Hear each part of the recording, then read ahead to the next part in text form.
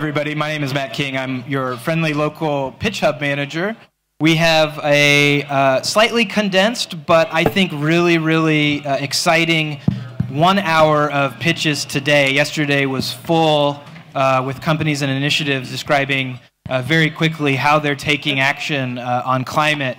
And today I'm very excited that we're welcoming for 2 30-minute pitches our friends from EESL in India. I can't do justice to exactly what these guys are doing and the impact that they're making. So I'm going to turn it over straight away to my colleague Ashok from the World Bank, who can do a proper introduction. Thanks for coming, and thank you, Ashok, and our friends from EESL. For EESL, thank you very much. It's a company that finances residential and public sector. Oh, sorry. There you go. No worries. That was a surprise. Okay. Thank you very much for, once again, Matt, and for introducing us, and for all of you who are here to attend this very exciting Pitch Hub. EESL may not be known to most of you. It is a relatively younger organization run under the public sector in India, 4 years old. 4 years old, but it has done phenomenal work in energy efficiency, which most of us who have been in the energy efficiency sector for 20, 25 years haven't seen this happening. You're going to hear a lot about how they have done it, what they have done, and what impacts it has brought. Just one number. It has saved over 8 gigawatts of electricity required in a country like India. And imagine how much tons of, or millions of tons of CO2 it's helped avoid.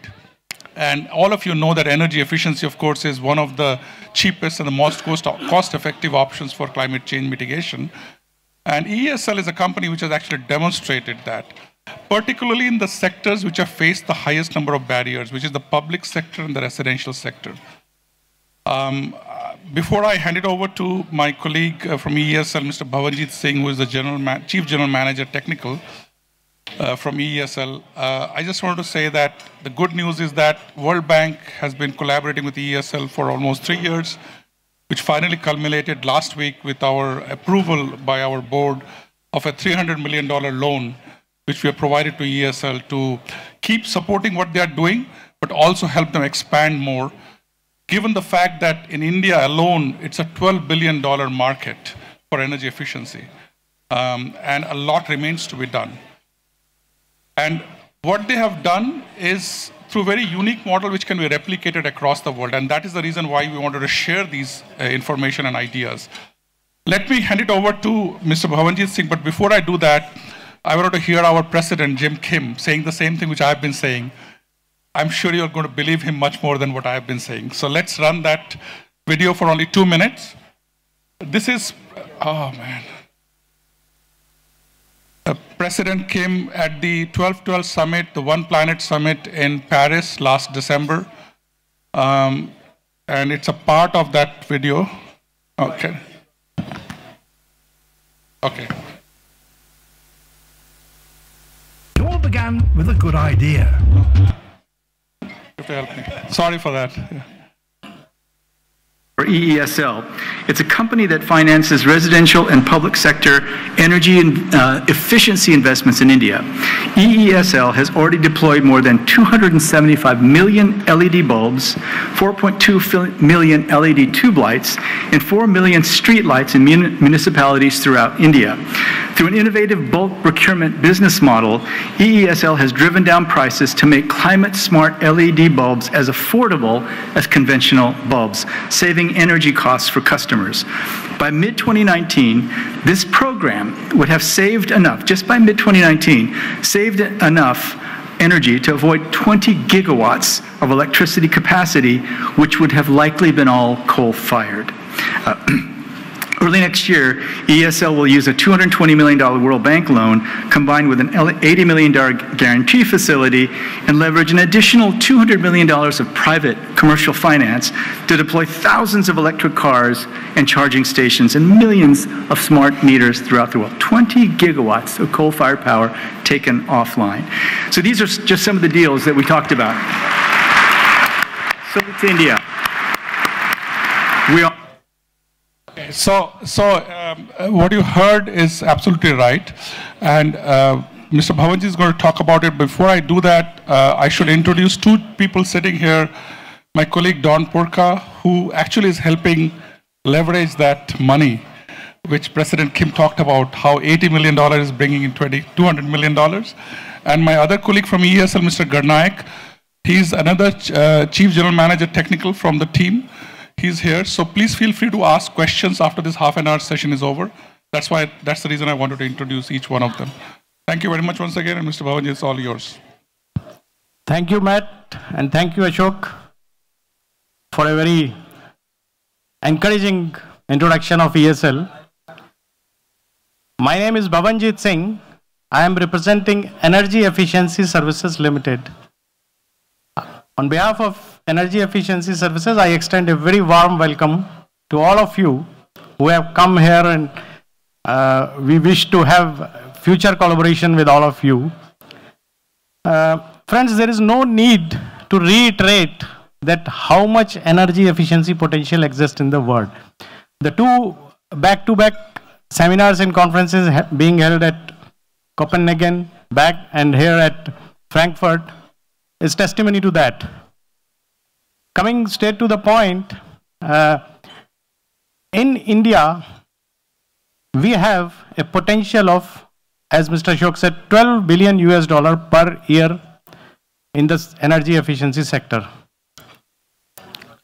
As far as Indian government and Indian regulations are concerned, we have enough institutional support. Government of India has enacted Energy Conservation Act 2001, and which was followed by creation of Bureau of Energy Efficiency, and then National Action Plan for Carbon Capturing, and then we have a national mission. One of the mission is enhancement of energy efficiency. So all this have actually helped in creation of ESCOs in Indian scenario. So we have around 130 to 140 energy servicing companies which were formed somewhere around 2005.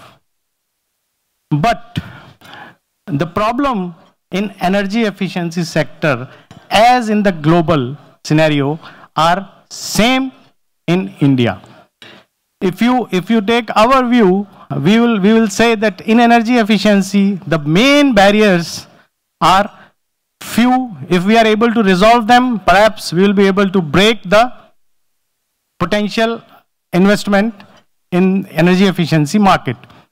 The first and the most important is measurement and verification of energy savings, and a very complicated protocol for that, which doesn't exist in a country like like India. We have a data shortage, and we do not have that kind of behavioral patterns available with us so that we can find out.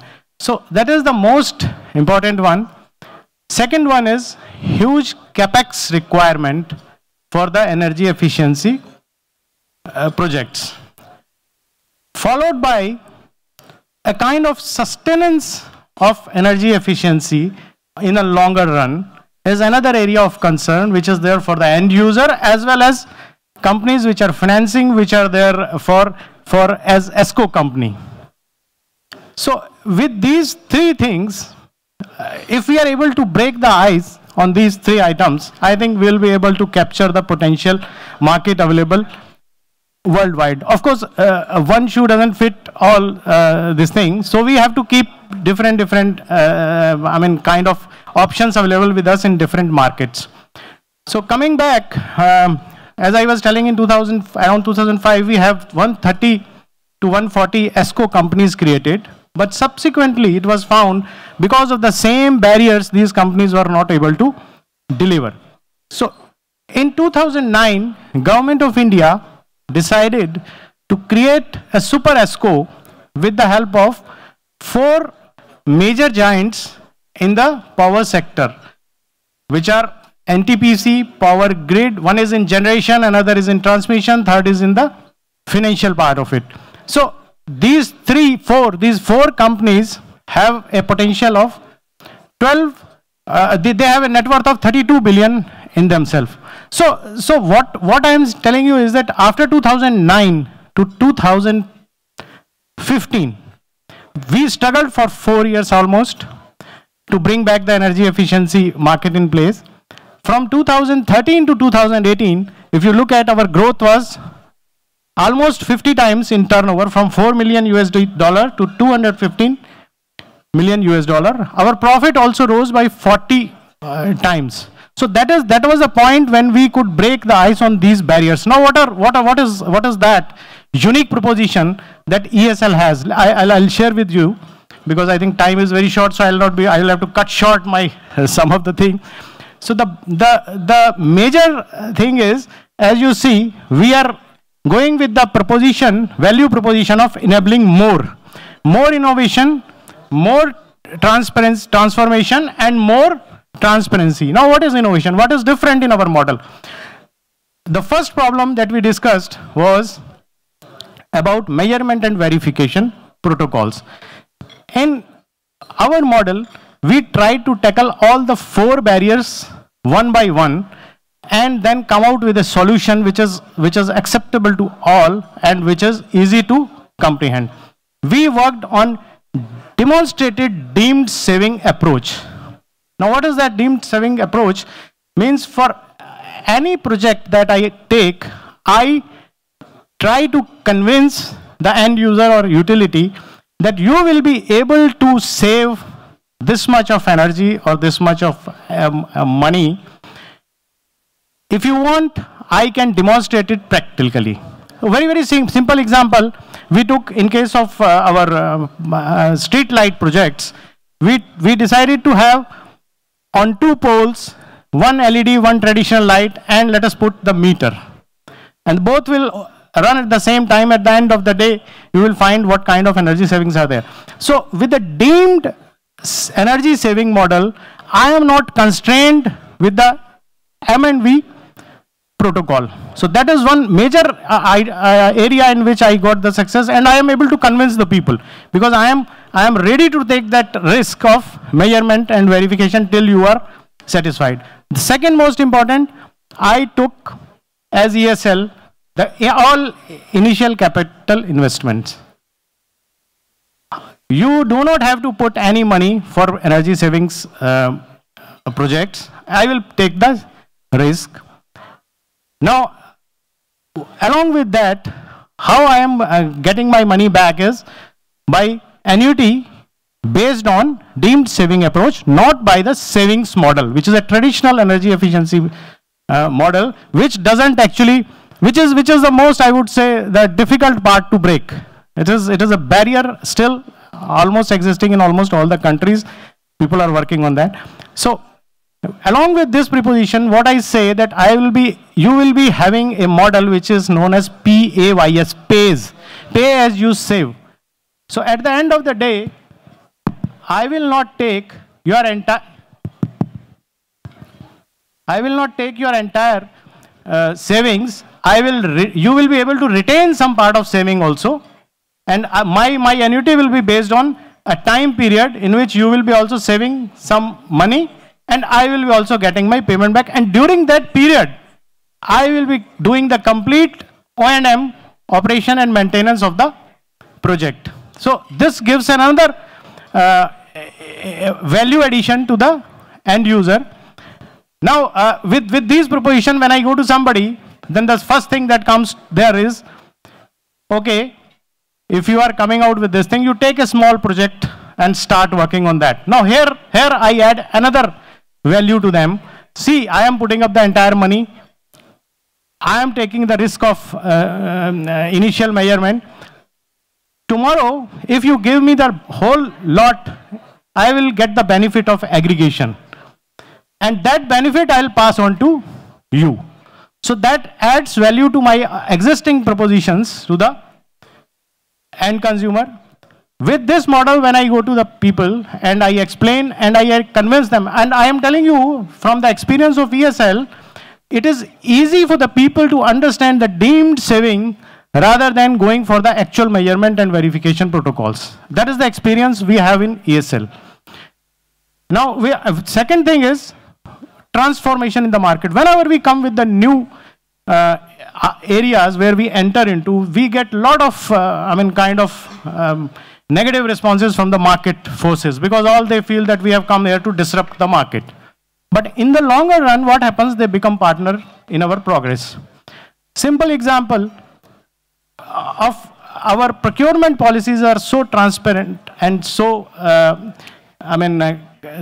so easily understandable that when we had our first procurement of our LED, domestic LED, which which is actually one of the world's largest portfolio we have, distribution, and incidentally, yesterday only it has reached a 300 million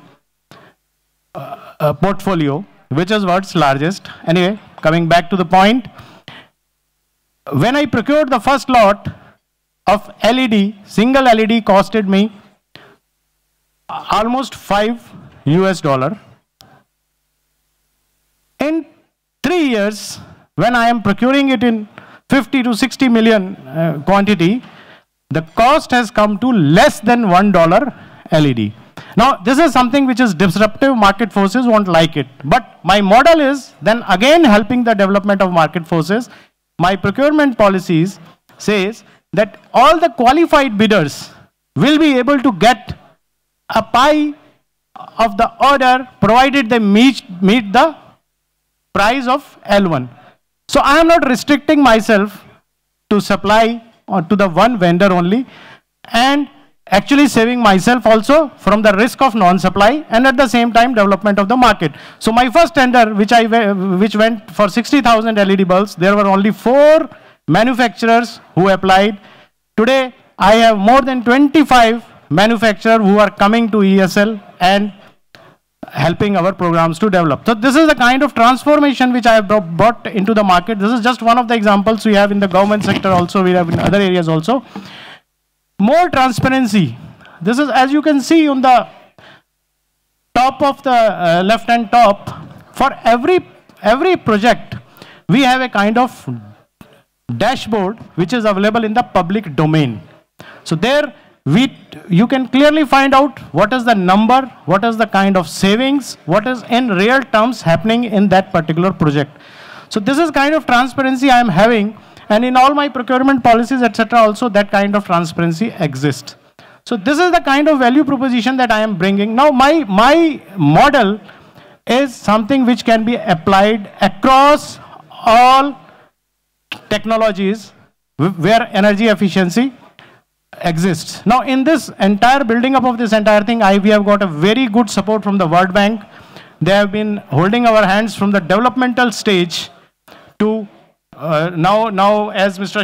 Sarkar told, we have got a 220 million US loan sanctioned with a 80 million guarantee. Now this is one of the another important area, like for ESCO companies, there is a financial difficulty because there is no collaterals.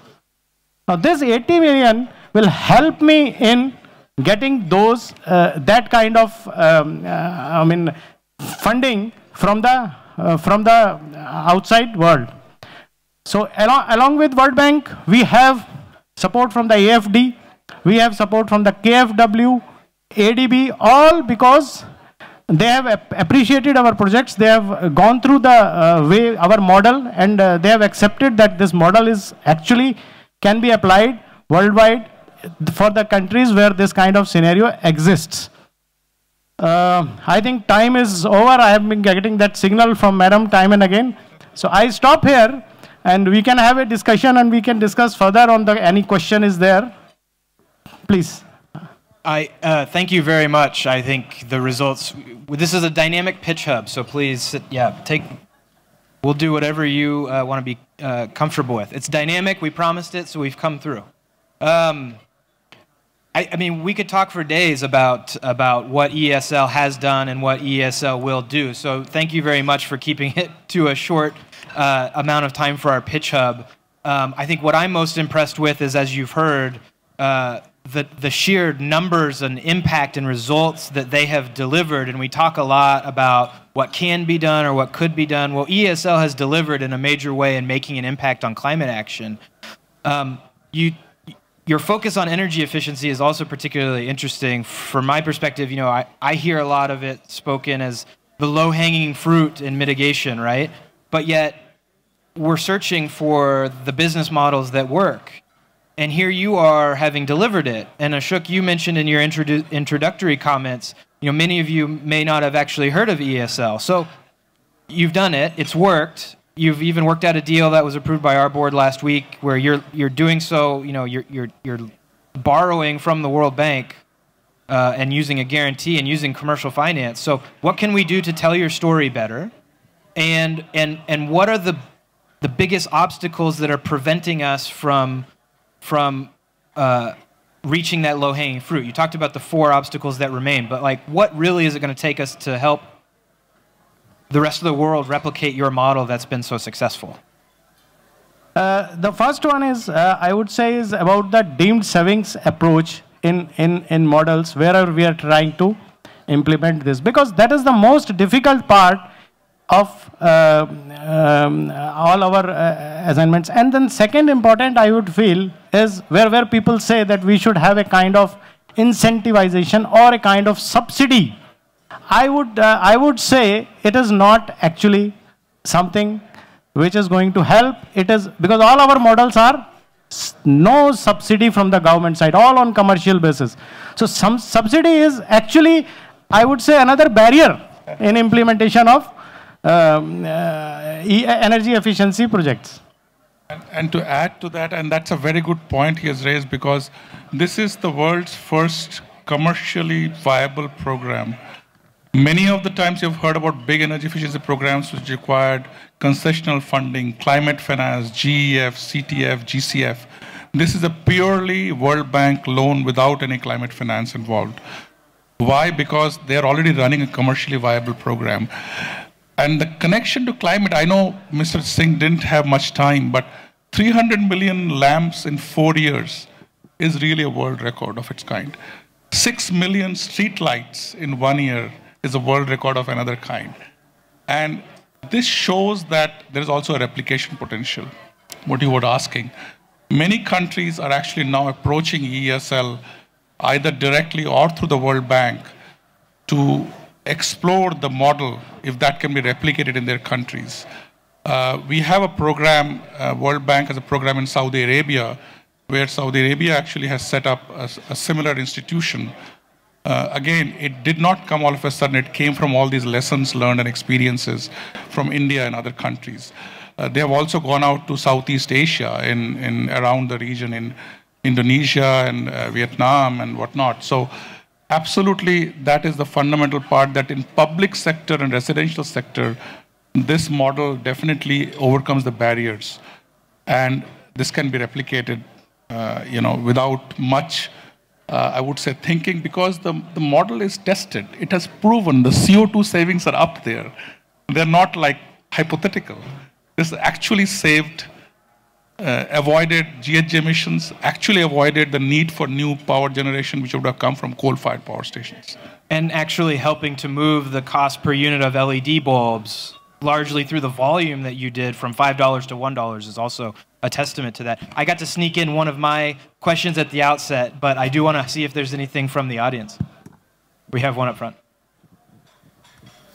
Yes, Axel Mike Lower from Perspectives. My question would be to you. You say you did not use climate finance, but I understand that you have plans to apply the Transformative carbon asset facility to some of your upcoming work. So I would be interested to hear in which sector do you want to apply that, and what contribution in terms of methodology are you going to provide to the world to showcase that upscale crediting works?